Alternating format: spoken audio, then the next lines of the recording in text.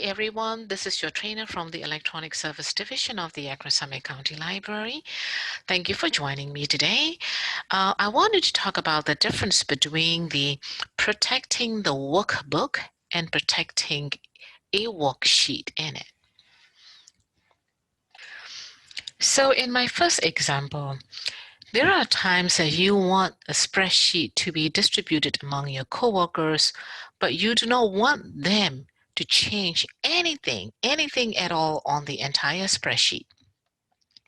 In this example, I'm looking at the spreadsheet called Protect Work. My name of the workbook is Excel Part 7. Again, I'm talking about a spreadsheet, individual spreadsheet. I'm not talking about the entire workbook. My entire workbook may have more than one spreadsheet, as in this case. Here, I'm choosing only this particular worksheet. Let's say I wanted to send this out, but I don't want them anything to change whatsoever at all. You can click on the review, you can go to the protect sheet, and you can uncheck.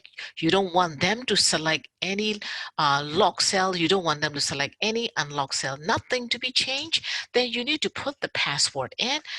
Remember, if you lose your password, it will be the loss. You won't be able to get it back again. So make sure you write down your password. The password is also case sensitive, so always make sure you write down your password. Case sensitive is always the case. And I'm going to type in my password once, and I'm going to click on OK. I'm going to type it another time again to make sure it is exactly the same password. I'm going to click on OK. Now, I cannot click anywhere on this spreadsheet because I locked the entire worksheet. But I can go to another worksheet. I can still select the cells inside of it, but not this particular cell. Now, if you wanted to unlock this, you can unprotect the sheet by clicking on it here, or you can just right click on this sheet that you locked it, and you can unprotect the sheet from here. When you click on the unprotect sheet, you have to put the correct password in. Then you will be able to click on those cells again. That is the simplest way to lock the particular worksheet in your workbook. Now, the second step is, let's say you will like to distribute this among your coworker. You will let them edit some of the cells, but not all the cells. So let's say in this example, you wanted them to be able to change the figures from cell number B3 through this G18. So in Excel, every cell is locked. I'm going to show you what it means by that. I'm going to go to Home tab, and I'm going to select any particular cell. If I go to the Format tab in the Cells group, click the drop-down arrow, you'll see this lock cell is chosen. There is a blue background around it. That means any cell that I choose is locked. But this lock doesn't mean anything unless you go and protect the sheet from the Review tab. That's what we did in a few minutes ago. Now, in the second situation, you wanted to let them able to change the figures, but not the names here, or not on the top or the second row. So in that case, you needed to unlock these first. So I'm going to select cell number B3 through G18. I'm going to select B3, then I'm going to hold down the Shift button. I'm going to click the last cell, G18. So I am going to unlock these first. Then I will protect my sheet. So to unlock them, I'm going to go to Home tab, or I am going to click on the Format, and I'm going to simply click on the lock cell one more time again. This is a toggle button. If you click one more time, it is going to unlock that. Let's try one more time again to make sure. So now you don't see the lock is blue highlighted anymore. That means you unlock these cells. Now you go to your Review tab, and you simply click on Protect Sheet. In there, you're going to tell them, allows all users of this worksheet to select the unlock cells, so that they can select the unlock cells.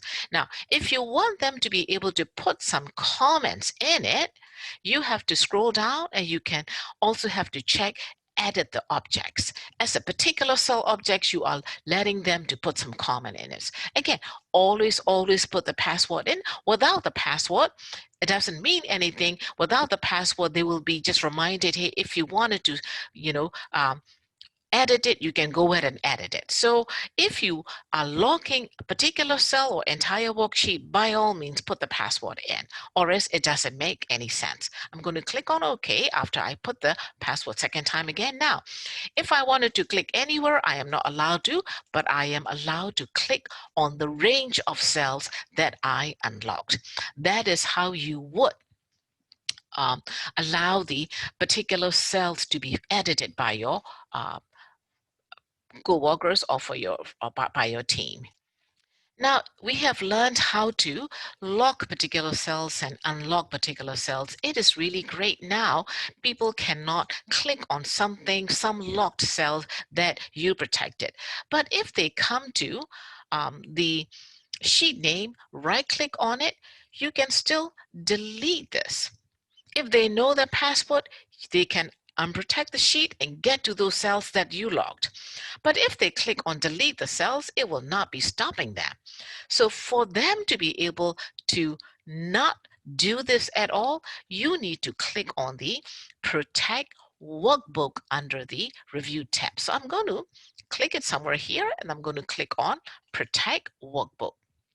Here, by clicking on it, you are going to protect the workbook structure. That means these menus will be all blocked out. So again, put the password in, or else it doesn't make any sense if you did not password in. I'm going to click on OK. Now, I'm going to right click on it and see they are not they are not going to be allowed to delete or rename or none of those cells. If they know to unprotect if they know the password, they can unprotect the sheet or they can unprotect the workbook if they know it. That is how you would differentiate between the protect the worksheet and protect the workbook. Thank you for joining me. I will see you in my next segment.